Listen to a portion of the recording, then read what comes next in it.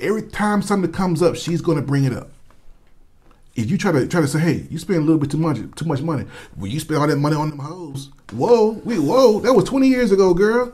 That was 20 years ago, and we still talking about this? Are we still doing it? You said you forgave me and you stayed. No, she stayed to punish you.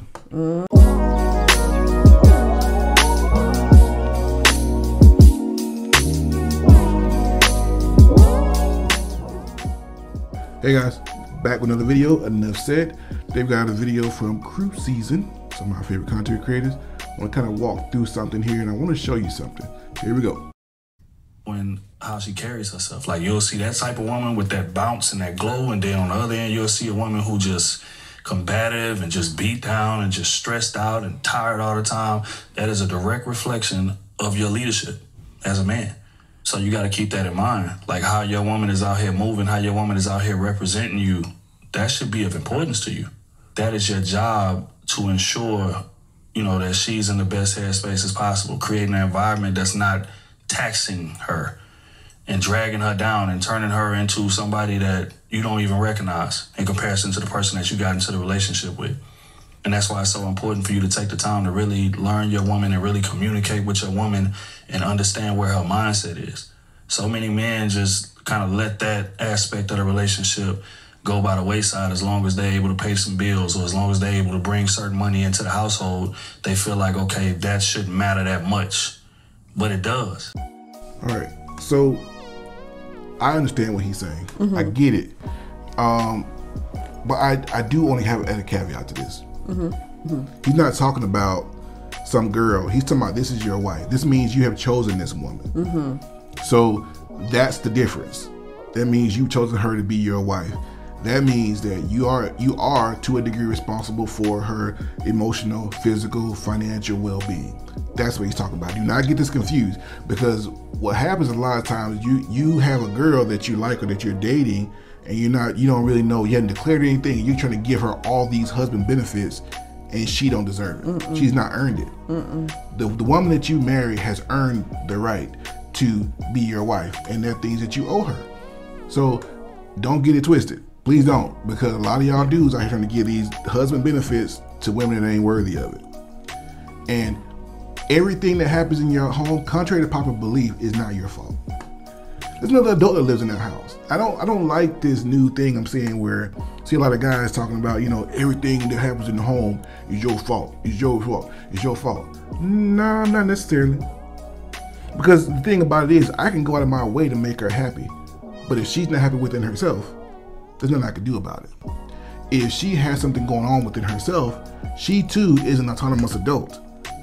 We just happen to be in the same house together and raising these kids together, but she too is responsible for taking care of herself mentally and emotionally. So some women, you just can't please. It's true. And if you don't believe me, watch this video. You came here today to tell me he's guilty. So the first thing you did was throw him under the bus. I'm not throwing myself under. So you think he's really guilty, huh? When I looked at that video, if I was a policeman, I would say he was guilty. Guilty.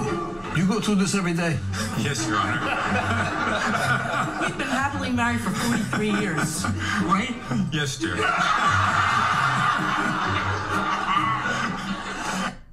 That couple's been married for 43 years. Golly. 43 years to that thing. Yeah, I said it, that thing. 43 years that man's been married to that woman. That man's leadership is trash. He ain't got no leadership in that home. He has no autonomy. She runs that house. She runs everything. Ain't no way my wife gonna get me in front of a whole court of people and act a fool like that. If ever my wife decided to lose her mind, I don't know if she had to take a medicine that day or her blood sugar got low. You know, you take insulin or whatever. You ain't on insulin, but maybe you need a shot. I don't know. But we ain't get down like that. What'd you think when you saw this old lady acting crazy?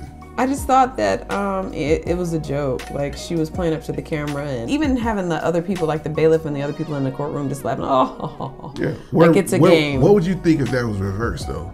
Nobody would be laughing. Oh, no one would be laughing. Talked about this in past videos. Like you said, you're supposed to be an example. Just in longevity, I know we talk about we've been married 22 years. No, we've been happily married 22 years. Longevity doesn't necessarily mean that you have a great marriage. Sure don't. It means that you've just settled on each other. So if you want to be happily married and still actually like your partner after being married for a couple decades, there's certain things that you have to do. This man never required respect from his woman. He never required it from her.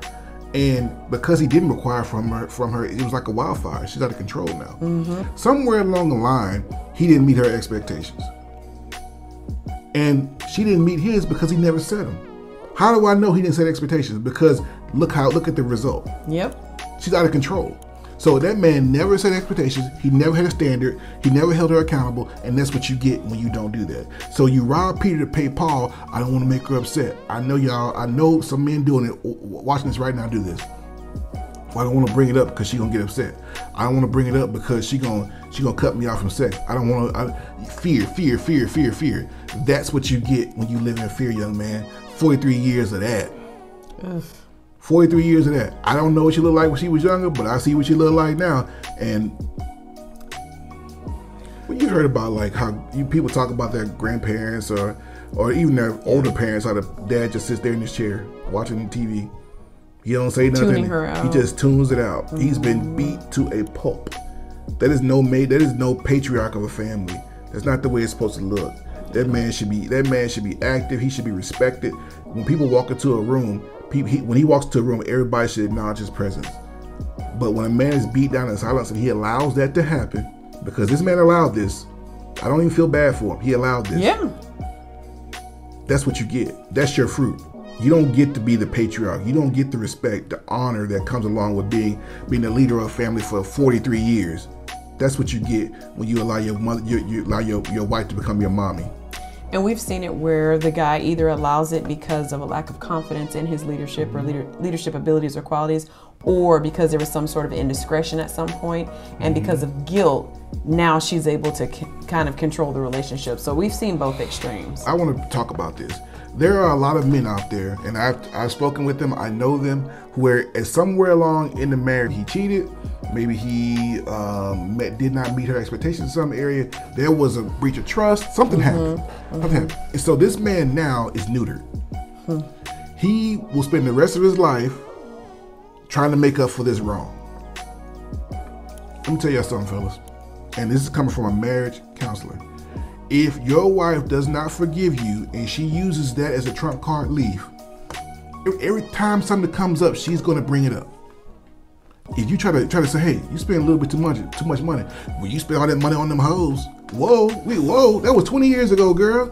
That was 20 years ago, and we still talking about this? Are we still doing it? You said you forgave me and you stayed. No, she stayed to punish you. She stayed because she didn't want nobody else to have you. That's the truth. If you had an indiscretion in the past in your relationship and it keeps coming up, and I don't mean something that you did a year ago or a month ago, I'm talking about something that was dead and gone years ago, and you still getting punished for it, you cannot effectively lead a family like that. Every time you try to put a standard in place, every time you try to make a decision, every time you try to put your foot down on something, it's gonna come, it's a trump card. And you can't say anything because you did do it.